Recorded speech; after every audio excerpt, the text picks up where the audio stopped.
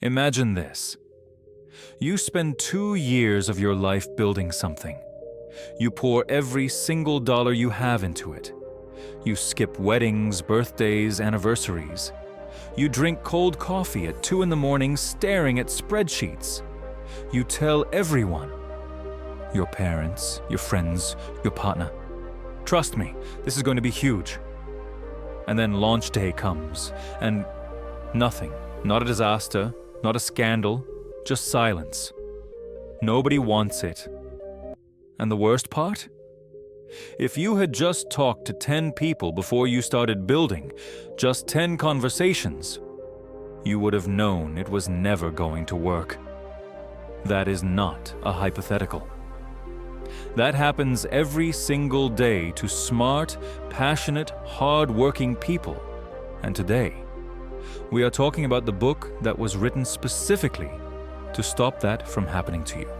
Hey, welcome back. If you're new here, grab a seat. This one is worth your time. Today we are breaking down The Lean Startup by Eric Ries. And before you think, oh great, another business book full of corporate buzzwords, I promise you this one is different. This book changed how Silicon Valley thinks about building companies.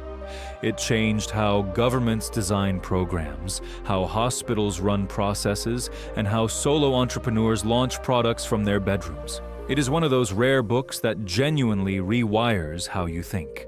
So who is Eric Ries? Eric is not some professor who studied startups from behind a glass wall. He lived it. He co-founded a company called IMVU back in 2004, a social networking and avatars platform. In the early days, he and his team did what pretty much every startup does. They spent months building features they assumed people wanted. They worked incredibly hard. They were smart, motivated, and totally convinced they were on the right track. And they were wrong. Repeatedly. But here is what made Eric different from most founders who fail. He started paying attention to why things were not working instead of just pushing harder.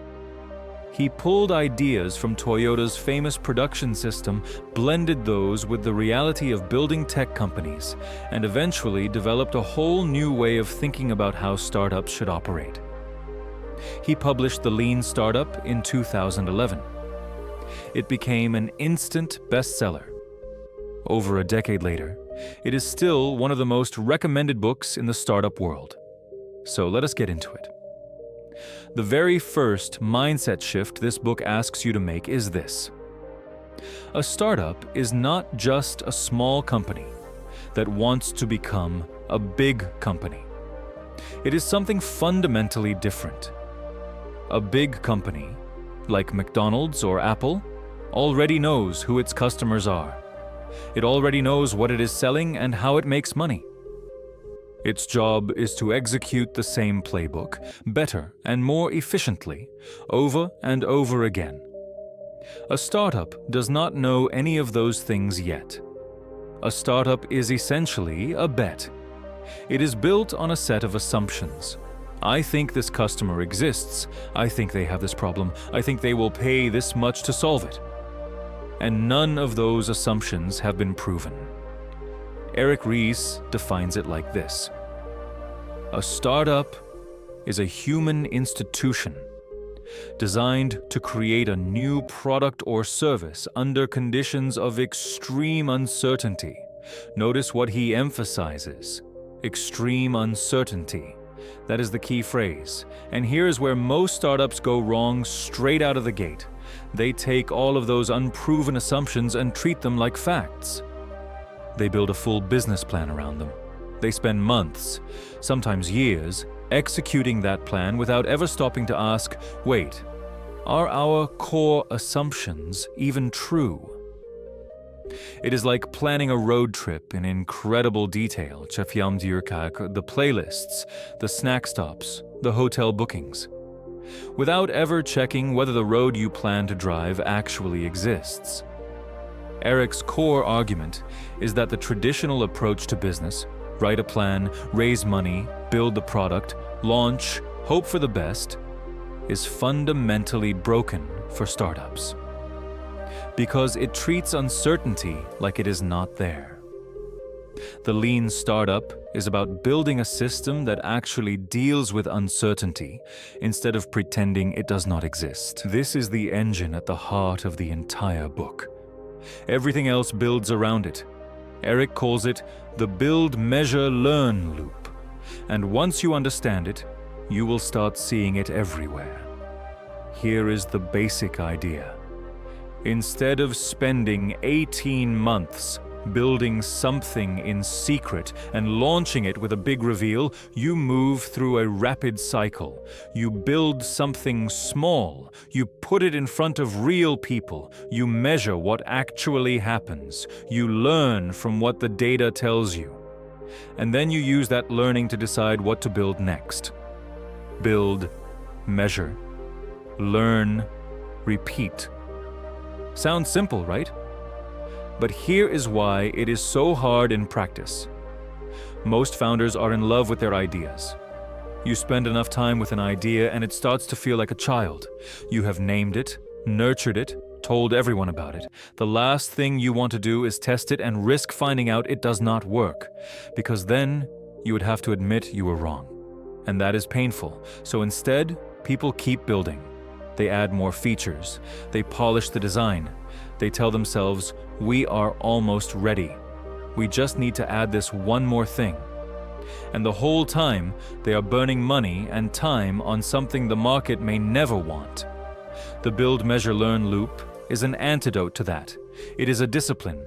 It forces you to confront reality early, when mistakes are still cheap to fix. Here is a concrete example. Imagine you want to build an app that helps people find dog walkers. The traditional approach: spend 6 months building a beautiful app, full profiles, payment integration, maps, reviews, everything. Launch it. Hope people use it. The lean startup approach.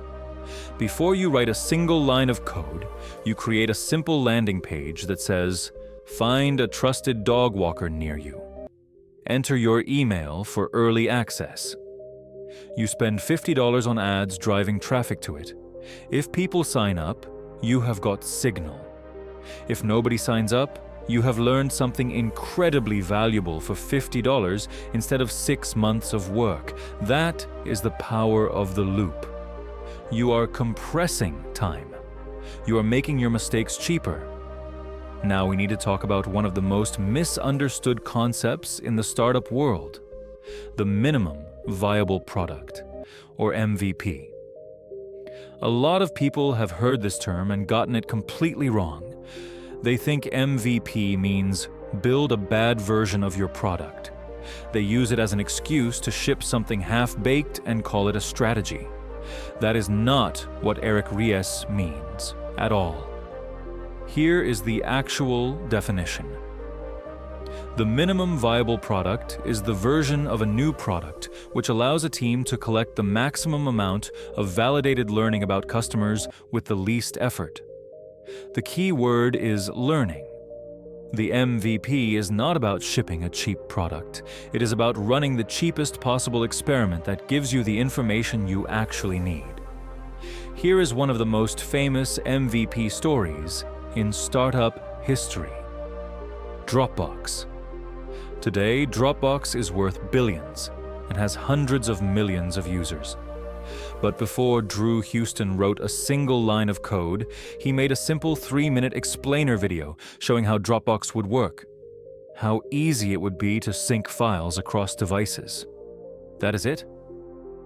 Just a video. Overnight, sign-ups on their waiting list went from 5,000 people to 75,000 people. The core assumption Dropbox needed to test was not, can we build this technology? Drew already knew they could. The core assumption was, do people actually want this? The video answered that question definitively, without building the actual product. Another brilliant example is Zappos, the online shoe store Amazon eventually bought for over $1 billion. Before Nick Swinmurn built any kind of inventory system or warehouse, he went to local shoe stores, took photos of their shoes, posted them on a basic website, and waited. When someone ordered a shoe, he would go back to the store, buy it at retail price, and ship it himself. Was he making money? No. Was he building a scalable business? Absolutely not. But was he learning the one thing that mattered most? Will people actually buy shoes online? Yes. Definitively yes. That is lean thinking. Identify the most important unknown. Design the cheapest possible test. Run it. Learn. Here's a concept that sounds simple but is actually quite deep. Validated learning. Eric makes a distinction between two kinds of learning. There is the kind where you work really hard for 3 months, fail, and say, "Oh well, at least we learned something." And then there is validated learning, where you design a specific experiment to test a specific assumption, and you get real data back that either confirms or denies it. Only the second kind actually counts. Here is why this matters. Entrepreneurs are incredibly good at rationalizing. We are optimists by nature. We have to be. Otherwise, we would never start anything.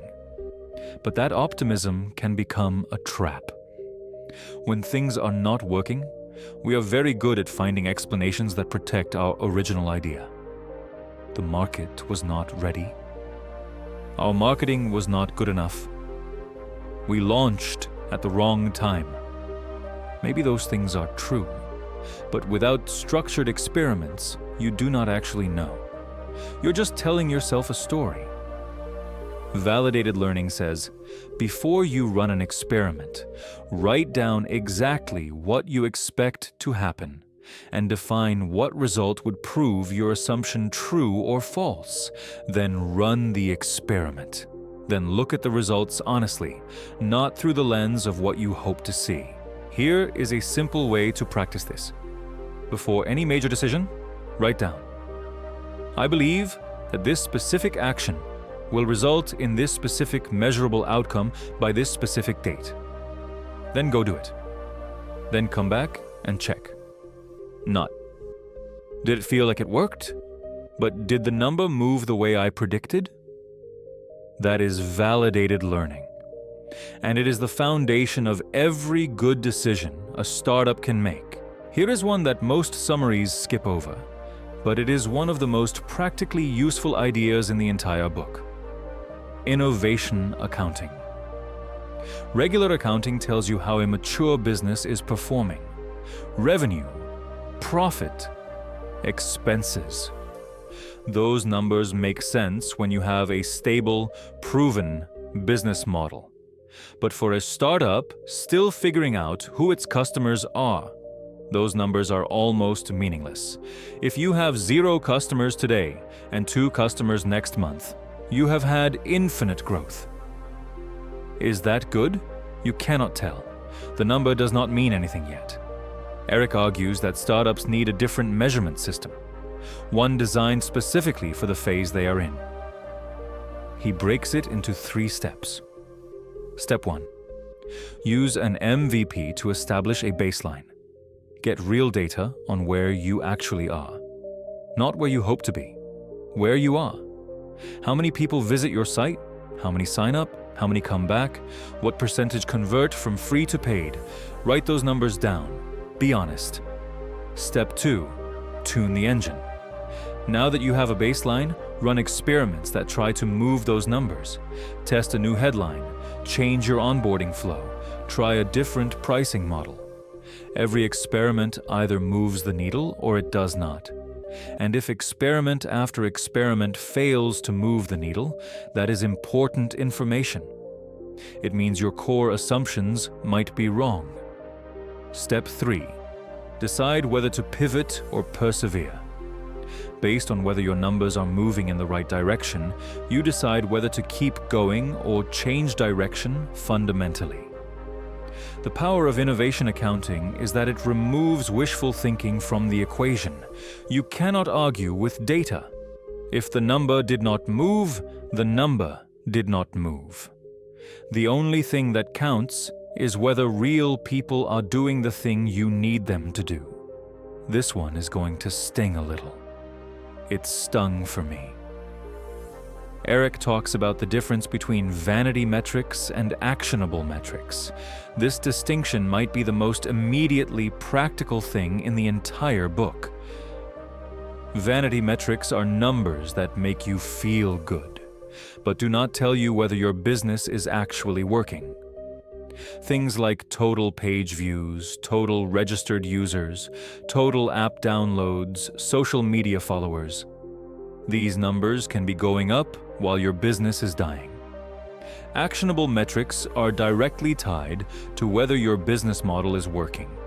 Things like the percentage of users who return after their first visit, the percentage of free users who convert to paid. Customer acquisition cost versus lifetime value. Here's the test Eric suggests. Ask yourself, if this metric doubles, do I know what action caused it, and do I know what action to take next? If the answer is no, it is a vanity metric. Our app got 10,000 downloads this month. Great. What percentage of those users actually did anything inside the app? What percentage are still there 30 days later? Those are the numbers that tell you whether you have a real business. Vanity metrics are not just useless, they are dangerous. They give you false confidence. They let you believe you are making progress when you are standing still. We have arrived at one of the most important and most emotionally charged concepts in the book: the pivot. Here is what a pivot is: a structured course correction designed to test a new fundamental hypothesis about the product, the business model, or the engine of growth. In other words, you have been running experiments, and the data is telling you that something about your current direction is not working. Not just tactically, something fundamental. Your customer is not who you thought. Your product does not solve the problem you thought. The way you are trying to make money does not match how people actually want to buy. A pivot is not giving up. It is not failure. It is taking everything you have learned and using it to make a smarter bet on what to try next. Eric gives us some incredible examples. One that always sticks with me is Instagram. It started as a complicated check-in app called Bourbon. Lots of features, lots going on. But users only seem to care about one thing: sharing photos. So the founders stripped everything else away. That decision, that pivot, turned a mediocre check-in app into one of the most downloaded apps in history. Now here is the hard part. Psychologically, pivots are brutal. Because pivoting means admitting that your original idea, the one you told everyone about, the one you raised money for, the one you have been working on for a year, was not right. That feels like failure. It feels like weakness. Eric is very explicit about this. He says one of the biggest destroyers of startups is not the decision to pivot. It is the decision to pivot too late because the founders could not stomach the emotional cost of changing direction.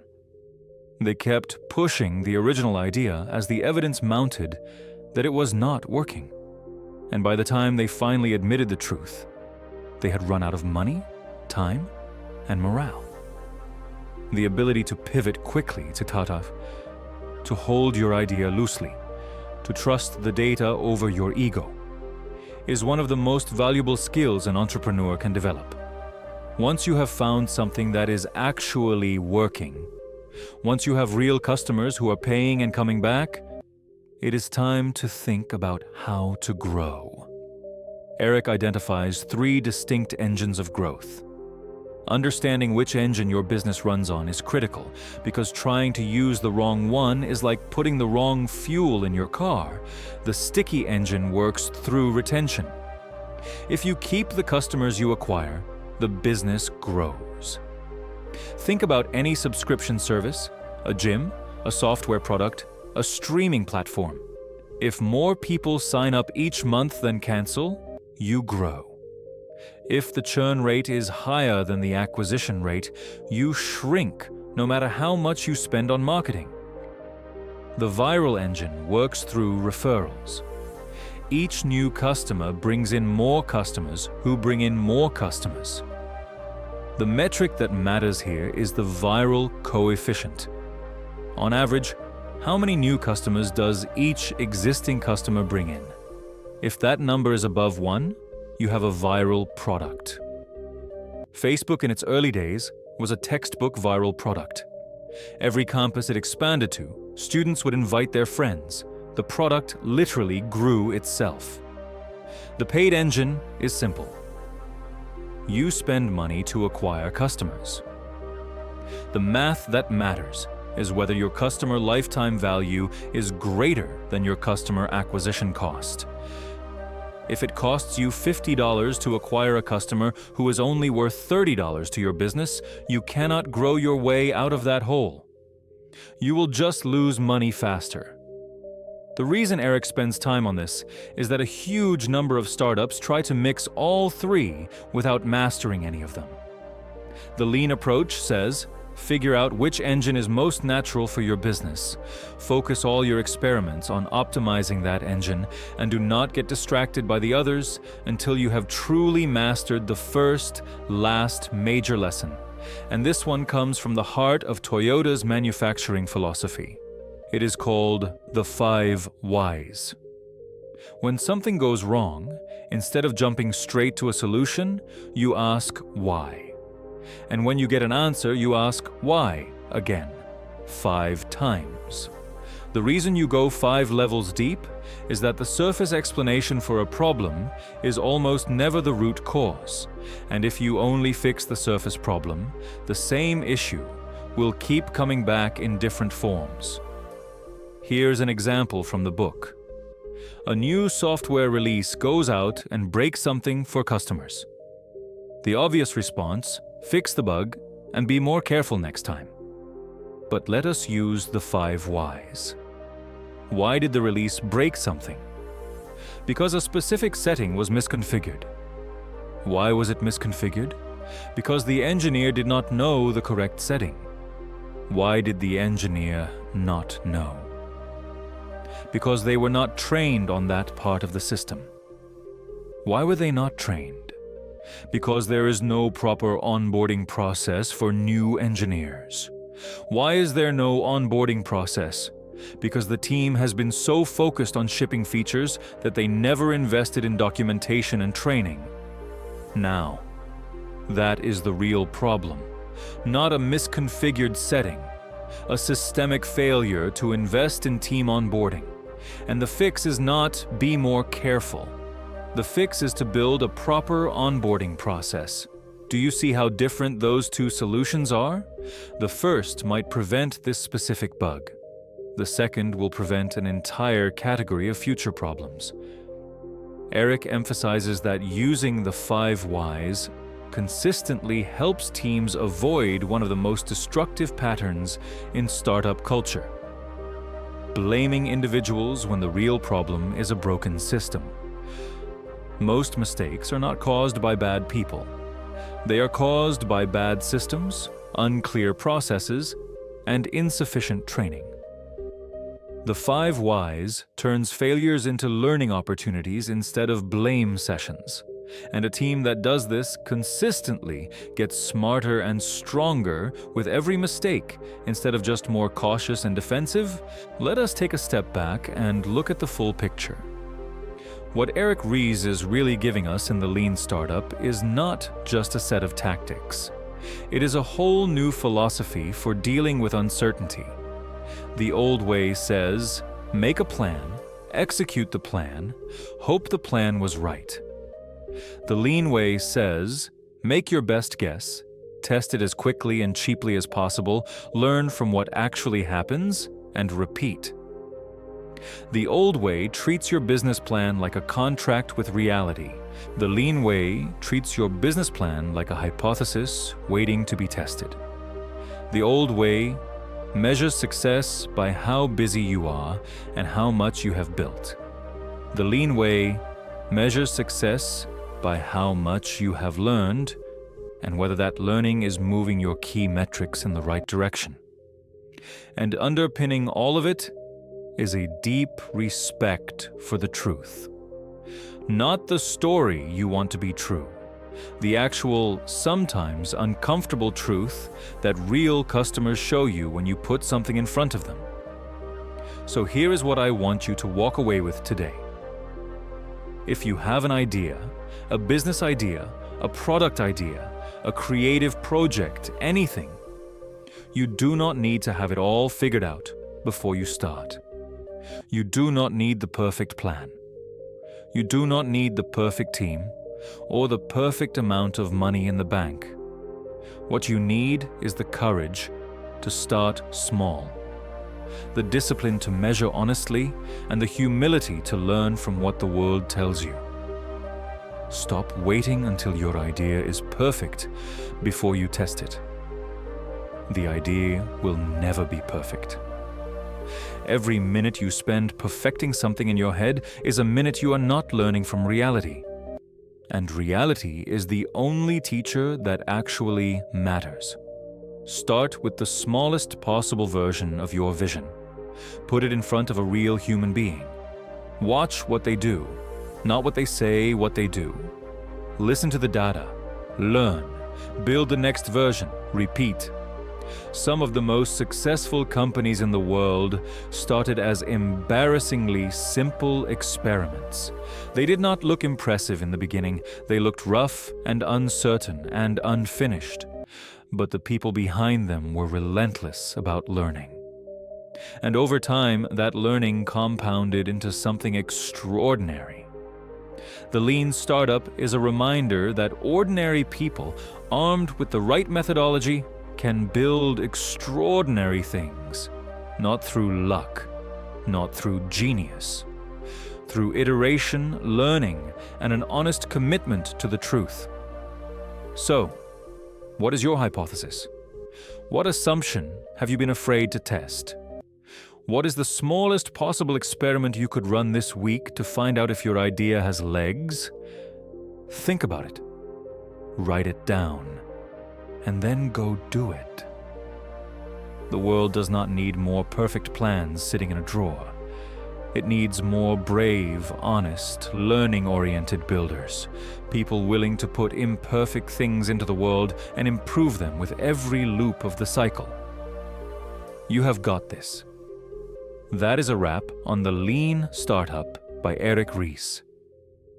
If this gave you even one idea you can use, one thing you're going to think about differently, then it did exactly what it was supposed to do. If you enjoyed it, hit the like button.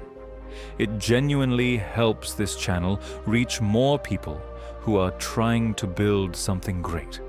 And if you are new here and want more breakdowns like this, hit subscribe so you do not miss the next one. Drop your biggest takeaway in the comments. Was it the build, measure, learn loop? The difference between vanity metrics and actionable metrics? The concept of pivoting? I read every single comment. And if you know someone working on a startup or side project right now, share this with them. It might be exactly what they need to hear. Until next time, keep building, keep learning, and keep moving forward. See you in the next video.